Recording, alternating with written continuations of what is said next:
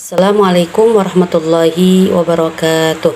Alhamdulillah, puja dan syukur kita panjatkan kehadirat Allah Subhanahu wa taala. Salawat beserta salamnya senantiasa kita limpah curahkan kepada baginda kita, baginda Rasulullah sallallahu alaihi wasallam. Tidak lupa kepada para sahabatnya, kepada para tabi'in tabi'atnya, sampai kepada kita semua umatnya. Mudah-mudahan kita semua mendapatkan syafaatnya. Amin ya Allah ya rabbal alamin. Izin menjawab Bapak, saya atas nama IDD. Insya Allah dalam kesempatan ini ya saya atas nama IDD ya PAUD semester 2. Insya Allah dalam kesempatan ini saya akan membahas tentang gender yang Bapak lontarkan waktu di Bandung untuk soal UTS ya. Jadi seringkali kita mendengarkan pembahasan tentang gender. Ada yang memahaminya dengan benar, ada pula yang memahaminya dengan salah pengertian. Ada yang mengira laki-laki lebih unggul dari perempuan, ada juga pula yang mengira perbedaan peran berarti ada yang lebih rendah.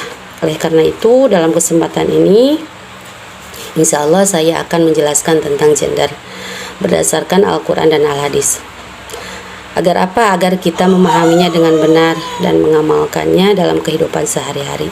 Jadi terlebih dahulu kita jelaskan tentang gender dulu ya. Apa sih gender itu? Jadi secara bahasa gender itu berarti peran atau berganti peran atau kedudukan, tanggung jawab dan cara perilaku yang dibedakan antara laki-laki dan perempuan.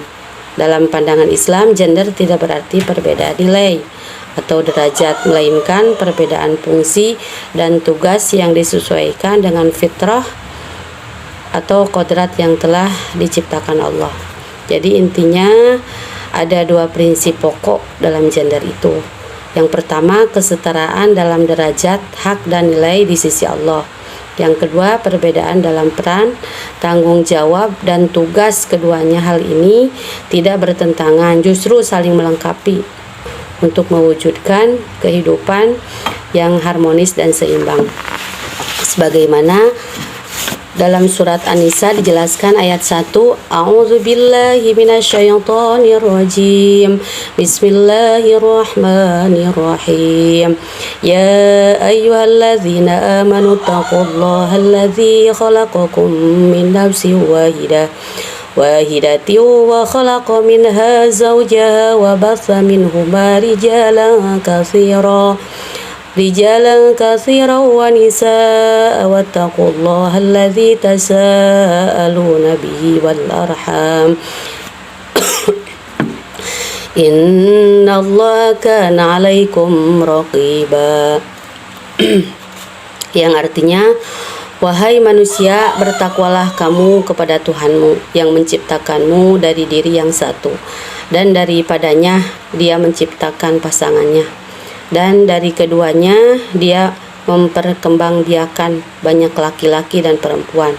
Dan bertakwalah kepada Allah yang dengan namanya kamu saling meminta, dan peliharalah hubungan kekeluargaan. Sesungguhnya Allah itu senantiasa mengawasimu. Jadi baik laki-laki maupun perempuan, ukuran kemuliaannya hanyalah ketakwaan. Inna akramakum indallahi atqakum. Sesungguhnya Allah itu memuliakan satu orang dengan ketakwaannya.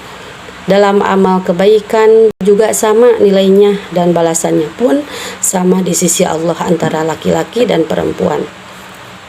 Ada juga hadis sahih ya dari Abu Sa'id Al-Khudri radhiyallahu anhu, Rasulullah bersabda, sesungguhnya perempuan itu saudara laki-laki. Jadi ini menunjukkan bahwa laki-laki dan perempuan memiliki hubungan persaudaraan setara dalam hak dan kedudukan. Jadi tidak ada yang lebih tinggi atau yang lebih rendah secara hakikatnya.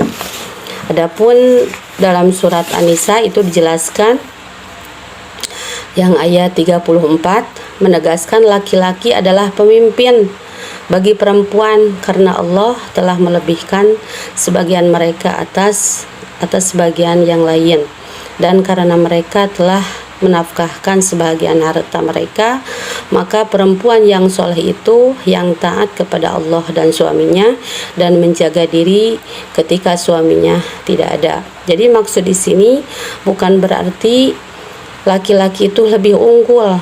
Jadi laki-laki diberi tanggung jawab sebagai pemimpin keluarga dengan tugas utama menafkahi, melindungi, dan mengatur urusan keluarganya. Sedangkan perempuan ini diberi peran juga, yaitu diberi tanggung jawab menjaga kehormatan, mengurus rumah tangga, dan mendidik anak-anaknya yang merupakan itu tugas yang mulia dan tidak kalah pentingnya.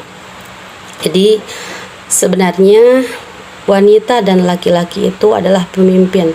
Kullukum ra'im wa kullukum mas'ulun an ra'iyatahu. Jadi kata melebihkan di sini berarti kelebihan dalam tanggung jawab dan beban tugas, bukan kelebihan dalam derajat atau nilai kemanusiaan. Jadi setiap manusia adalah pemimpin dan setiap pemimpin akan dimintai pertanggungjawaban di hadapan Allah Subhanahu wa taala. Itu kullukum ra'in wa kullukum mas'ulun an ra'iyatahu. Mungkin dari saya cukup sekian dan terima kasih. Mohon maaf bila banyak sekali kekurangan. Wassalamualaikum warahmatullahi wabarakatuh.